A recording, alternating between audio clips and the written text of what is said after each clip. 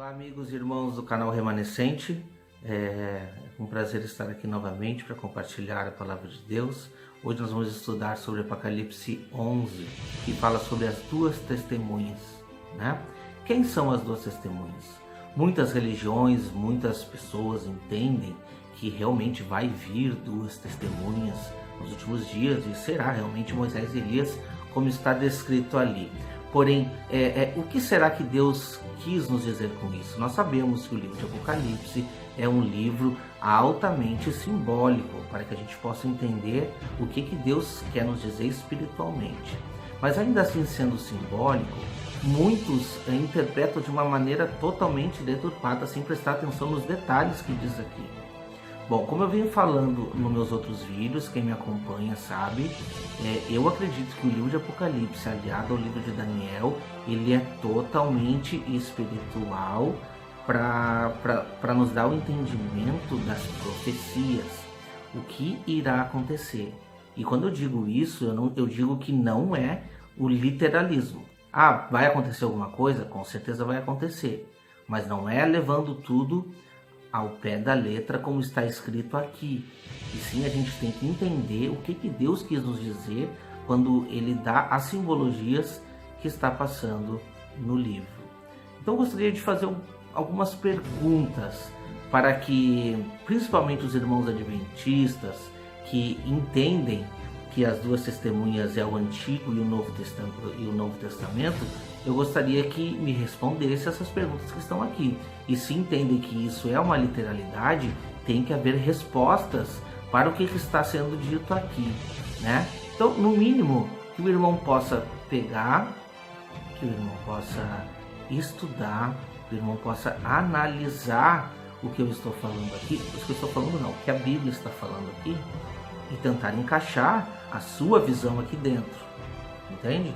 Porque o que eu entendo? Eu entendo que o plano de fundo para todas as profecias é o santuário, e por isso aqui não pode ser diferente. Tem algumas observações aqui muito importantes para serem levadas em conta para a gente entender o que a profecia tem a nos dizer, porque não existe profecia isolada. Eu estou batendo martelo nos meus vídeos e repito, não existe profecia isolada a respeito do tempo do fim. Todas elas levam para o mesmo objetivo, que é a volta de Cristo.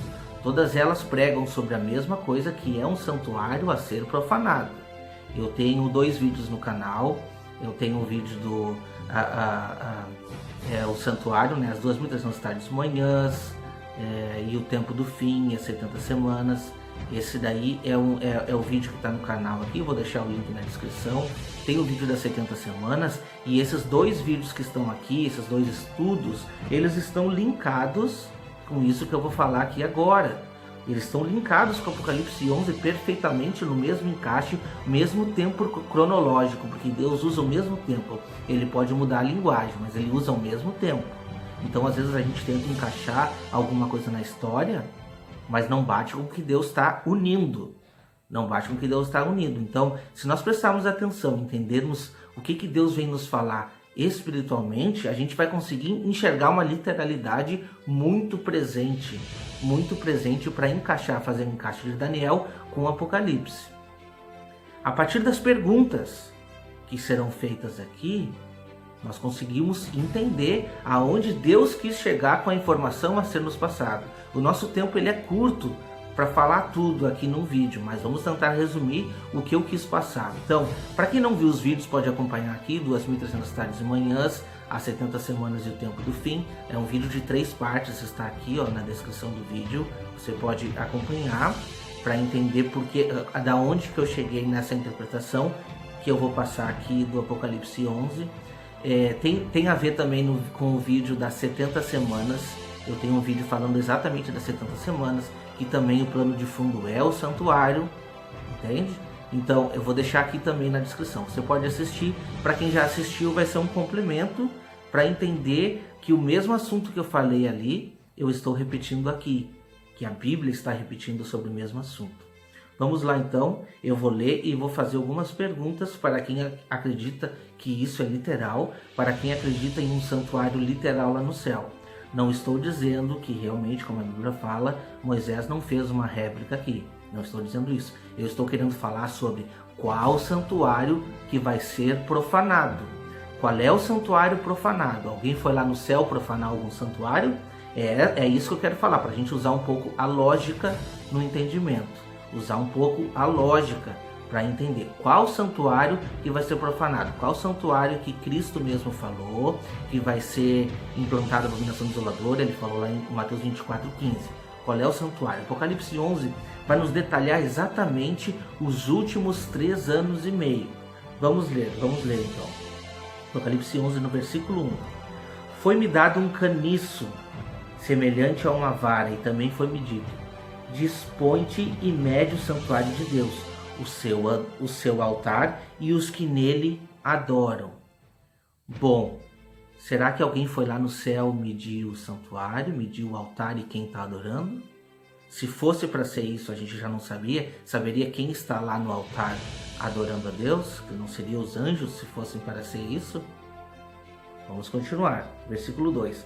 Mas deixa a parte do átrio de fora, a parte do átrio exterior do santuário, e não a meças, porque foi ele dado aos gentios. Estes, por 42 meses, calcarão aos pés a cidade santa. Bom, eu preciso saber da literalidade disso daqui. Para quem entende que isso é literal, eu quero saber a literalidade. Alguém vai lá na parte do átrio do santuário lá no céu, vai medir, quer dizer, ou não vai medir, porque está dizendo para não medir, né? Porque por 42 meses os gentios vão pisar, eles vão lá no céu. E olha só, eles pisarão a cidade santa. Então os gentios vão lá no céu pisar a cidade santa? Irmãos, tem que usar a lógica para entender isso. Não só a lógica, tem que entender a espiritualidade. Então agora, encaixando com os estudos que eu tenho ali, 2.300 tardes de manhã, 70 semanas, vamos pensar um pouco. Foi-me dado um caniço semelhante a uma vara, e também foi dito: dispõe-te e mede o santuário de Deus.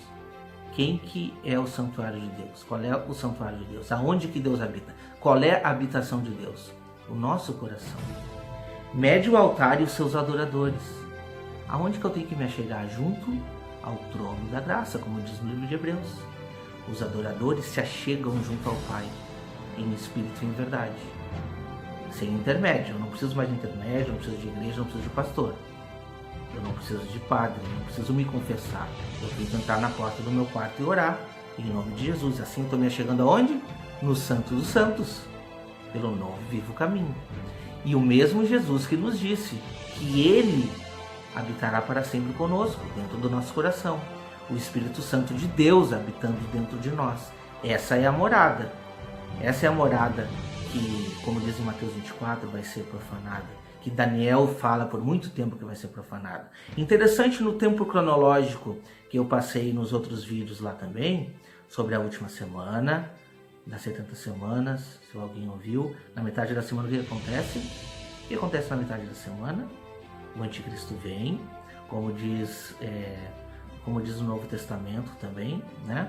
Que ele vem e se assenta no santuário de Deus, como sendo o próprio Deus, querendo ser como o próprio Deus. Bom, se isso for literal, também o anticristo vai lá no céu se assentar no santuário, querendo ser o próprio Deus. É esse o santuário literal que a Bíblia está querendo dizer? Não, o santuário é o nosso corpo, a nossa adoração que ele quer interromper. Então faz todo sentido quando diz aqui: mede os adoradores e vê quem está em volta do altar adorando. Mas deixa a parte do átrio, a parte exterior. Qual é a parte exterior do santuário, meus irmãos? Nosso corpo, parte de fora. Esse não meças. Porque por 42 meses eles vão ser o quê? Pisados. Ó, não meças, porque foi ele dado aos gentios. Quem é gentil? O que não é judeu. Eu não estou falando judeu de sangue, o judeu da promessa. O que fala em Romanos 11, para quem entende Romanos 11, né? Estes, por 42 meses, calcarão aos pés, pisarão os pés à cidade santa. Então, será que alguém vai lá no céu pisar a cidade santa? Será que é isso? Ou a gente pode entender que nós somos a cidade santa? Quando a gente vai para Apocalipse, um pouco mais para frente, a relato da cidade santa, eu até vou ler a Bíblia aqui, e já vou ler para vocês, a gente vai ver aqui isso que eu estou falando. Quem é a cidade santa? A cidade santa é uma cidade voadora que vai descer. cidade voadora que vai descer? Será que é isso? Vamos lá. Olha o que diz. No capítulo 21, versículo 9. Então veio um dos 7 anjos que tem as 7 taças, cheia dos últimos 7 flagelos, e falou comigo dizendo: vem, mostrar-te-ei a noiva, a esposa do Cordeiro. E me transportou em espírito até uma grande e elevada montanha e me mostrou a santa cidade. Então me diz uma coisa, Deus vai se casar com uma cidade de pedra, ou ele vai casar com a noiva, que é a igreja? Tá entendendo onde eu estou querendo chegar? É totalmente espiritual. Tá falando de um povo, de uma representação. E depois estudo, eu tenho um estudo no canal também, vou estar passando o vídeo aqui da Cidade Santa. Tem esse estudo também. A gente vê que é puro espiritual a cidade, até as medidas dela. Se vocês forem ver, 12 vezes 12 dá 144, representação dos 144 mil. E quando a gente vê a perseguição, começa a ver a perseguição que Cristo relata, que Daniel relata, a gente consegue ter um tempo cronológico e a gente consegue ter o anticristo surgindo nos últimos 3 anos e meio. E que coincidência! Por quanto tempo esses gentios vão pisotear, que é a mesma expressão usada por Daniel, né? Que pisavam, sobejavam, né? Os santos dos Altíssimos, é a mesma citação que está lá em Daniel. Por quanto tempo? 42 meses. Alguém consegue transformar 42 meses em dias? Dá exatamente 1260 dias. É o mesmo encaixe cronológico. Deus trabalha com exatidão. Ele está mostrando para nós aqui, visivelmente, que esse tempo em que essas coisas acontecem, em que está sendo medido, o povo está sendo provado, o povo está sendo mostrado, ó, esse é o povo que foi provado, esse é o povo que está junto ao altar, mas também é esse o povo que vai ser pisoteado, é esse o povo que vai ser perseguido. Essa é a interpretação desse verso. Do contrário, o santuário que foi profanado está lá no céu, esse santuário que vai ser purificado depois de 2.300 tardes de manhãs, que acabou em 1844, mas não acabou porque não deu tempo. Eu não entendi. Essa interpretação da Igreja Adventista, me desculpe, mas não fecha com a Bíblia. Porque as 2.300 tardes de manhãs é o tempo em que o santuário está sendo profanado. Quando acaba esse tempo, que é o tempo do fim, Cristo vem e faz justiça aos santos. É o que diz no livro de Daniel. E exatamente aqui começa esses últimos tempos de profanação, aonde eles estão pisoteando essa cidade que está sendo levantada, aonde está sendo pisoteado pelos gentios e pelo seu príncipe que está se levantando, como diz no vídeo das 70 semanas que eu passei, como diz na profecia das 70 semanas, que esse anticristo levanta para fazer guerra, a última guerra contra os santos, a última perseguição que está lá em Mateus 24, que Jesus mesmo fala e cita Daniel: quando virdes a abominação desoladora instalada no lugar santo. Será que alguém vai lá no céu estará a abominação? Não, no lugar santo. Qual é o lugar santo? O nosso corpo. Nós somos santos para Deus. Nós temos uma ligação muito forte em que o céu é o lugar santíssimo e nós somos o lugar santo, a habitação de Deus. E Cristo hoje, como um véu rasgado, que não tem limitação, ele circula entre o santo e o santíssimo. Nós somos a morada do Espírito Santo, a morada de Deus, onde Cristo prometeu que estaria conosco até a consumação dos séculos. Mas vamos continuar então a profecia para ver se isso encaixa. Será que eu estou falando, eu estou interpretando da minha maneira? Como é que é isso daqui? Versículo 3, então. Darei as minhas 2 testemunhas que profetizem durante 1260 dias vestidas de pano de saco. Vamos tentar só identificar isso daqui. 2 testemunhas. Quem são as 2 testemunhas? São os 2 candeeiros, as 2 oliveiras, que percorrem sobre toda a terra. Está escrito. Quem é as 2 testemunhas? Né? A gente tem estudado muito sobre isso, de entender Efraim e Judá. Efraim e Judá. É um povo que se levanta nos últimos tempos. Mas aqui está dizendo de Moisés e Elias. Será que está dizendo Moisés e Elias? Será que Deus quer trazer Moisés e Elias novamente para a terra? Será que é a Bíblia? Será que é a Bíblia que ficou sucumbida e depois voltou? Será que é essa mensagem? Tem que responder os outros requisitos aqui. Qual é o tempo que está aqui em que elas vão profetizar? Que coincidência, né? 1260 dias, exatamente. Por que Deus não usou outro número se 1260 já passou? Porque Ele está usando a mesma lógica para nós entendermos o mesmo assunto. Ele está falando do mesmo assunto, que é os últimos anos na Terra. A última grande perseguição. É simples, irmãos. A gente precisa usar o raciocínio lógico. Não temos que engolir tudo que nos disseram até agora. É estudar a palavra e usar o raciocínio. O livro de Apocalipse, ele não é um livro a ser interpretado literal. Não é. Ele é um livro que Deus escreveu espiritualmente para os que são espirituais entenderem. Fazendo link com Daniel, fazendo link com os profetas. Assim a gente vai entendendo. Olha o que diz o versículo 4. São essas as duas oliveiras, os dois candeeiros que se acham em pé diante do Senhor de toda a terra. Bom, é os mesmos que estão sendo medidos ali, como diz, né? Diante do altar. Se alguém pretende causar-lhe dano, sai fogo da sua boca e devora os inimigos. Sim, se alguém pretender causar-lhe dano, certamente deve morrer. Elas têm autoridade para fechar o céu, para que não chova durante os dias que profetizarem. Assim como Elias. É uma representação de Elias, né? E quando a gente diz fechar o céu para que não chova, qual é as chuvas que vão ser recebidas nos últimos dias? Chuva serôdia, chuva temporã. Chuva do quê? Do Espírito Santo. Para quê? Para que tenha colheita. As testemunhas têm essa autoridade. Tem essa autoridade. Para que não chova, para que não venha, não venha as bênçãos sobre quem não está aceitando. Entende? Também tem autoridade sobre as águas para convertê-las em sangue, bem como para ferir com toda a sorte de flagelos, tantas vezes quantas quiserem. Representação de Moisés. Está aqui representando os flagelos, representando o transformar água em sangue.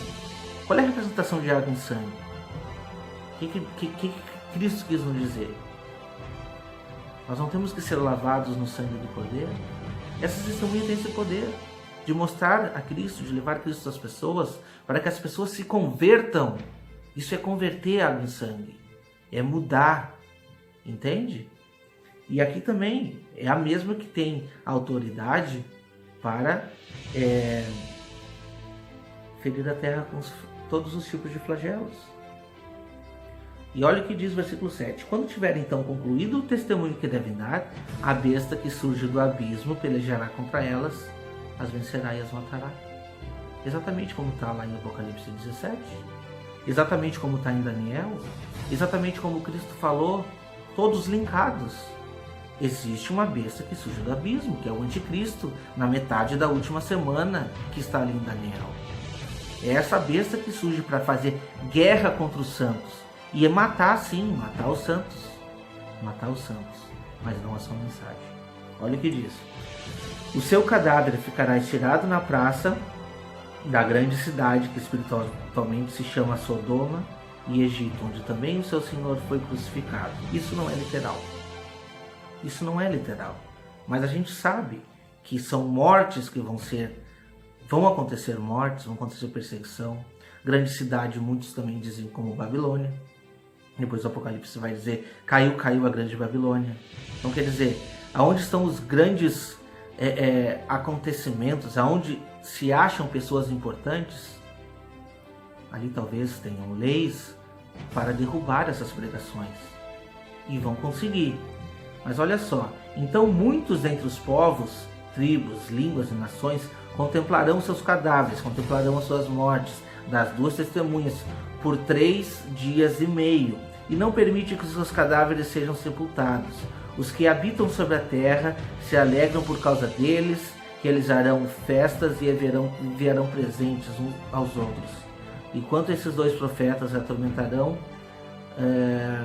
os que moram sobre a terra. Mas depois de 3 dias e meio, um espírito de vida vindo da parte de Deus neles penetrou, e eles se ergueram sobre os pés, e aqueles que viram sobreveio grande medo. As 2 testemunhas ouviram grande voz do céu dizendo, subi para aqui, e ouviram ao céu numa nuvem, os seus inimigos o contemplaram. O que nós estamos vendo aqui? Morte, estamos vendo ressurreição, que é exatamente no fim dessa pregação. Depois, quando tudo isso acabar, é certo, é fato que nem todos morrerão, mas muitos irão morrer. E aqui nós estamos vendo ressurreição. A ressurreição aqui está sendo pregada. A mesma ressurreição. E o mais importante, o tempo cronológico que a gente falou. Quem aqui já estudou e já viu sobre os ais? Depois de tudo isso que fala, no versículo 14 diz, passou o segundo ai. Eis que sem demora vem o terceiro ai. Qual é o primeiro ai? O primeiro ai está ali, descrito na quinta trombeta. Primeiro na quarta trombeta vai falar, ai, ai, ai dos que moram na terra por causa dos restantes das vozes das trombetas. Nós vamos ter um estudo sobre trombetas aqui também, dos 3 anjos que ainda tem que tocar. E aí depois na quinta trombeta a gente vê o primeiro ai.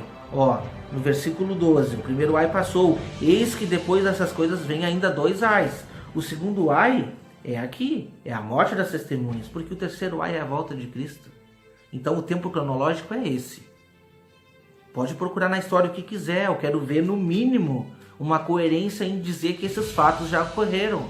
Ah, é a Bíblia que foi sucumbida e tal.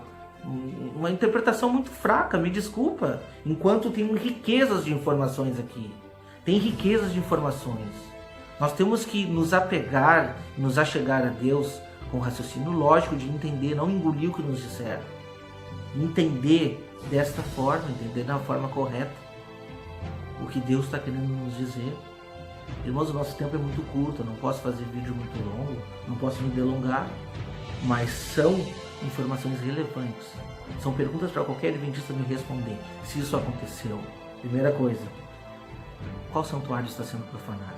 Qual santuário está sendo habitado lá no céu? Qual santuário que vai ser pisado pelos gentios? Os gentios vão lá no céu pisar? Qual é a cidade santa que está sendo descrita aqui que vai ser pisada?